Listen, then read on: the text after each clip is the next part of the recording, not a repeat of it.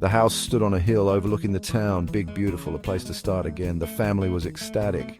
This is it, our dream home. They unpacked boxes, hung pictures, their laughter echoing in the empty rooms.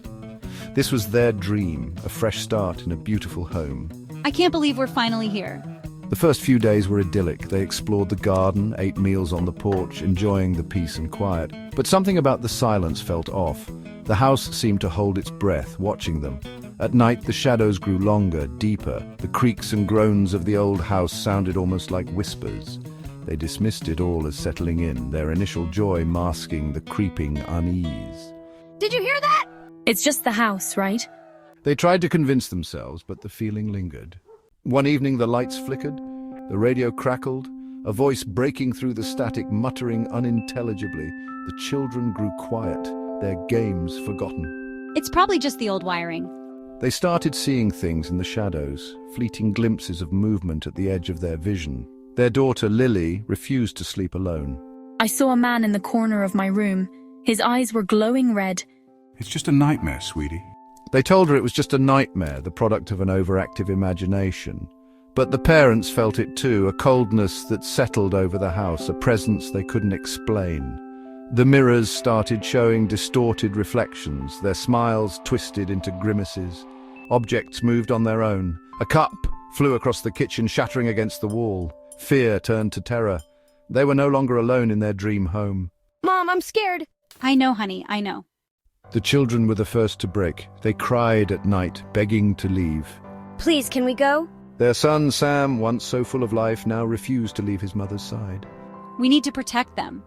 They knew they had to act to protect their children, even if it meant leaving their dream behind. They decided to send the children to their grandparents, a temporary measure while they figured out what to do, what they were dealing with.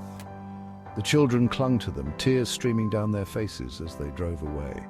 The house watched them leave, its windows like malevolent eyes. Don't leave us here. It's okay, you're safe with us. The house seemed to exhale when the children were gone, a sigh that echoed through the empty rooms. It felt heavier now, the air thick with malice.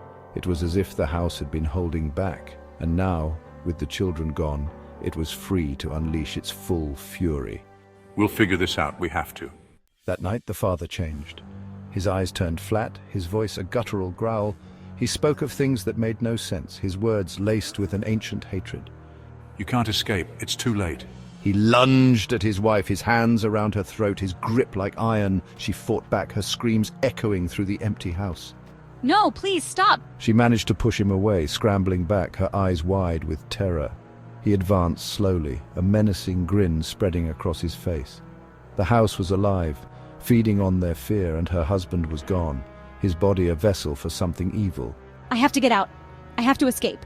She was trapped, alone with a monster in the beautiful nightmare they had made their home. She had to get out, had to escape before the house claimed her too. As the first rays of dawn pierced through the darkness, she saw her chance. This is my only chance. And with that, she made her move, desperate to break free from the horror that had consumed their lives.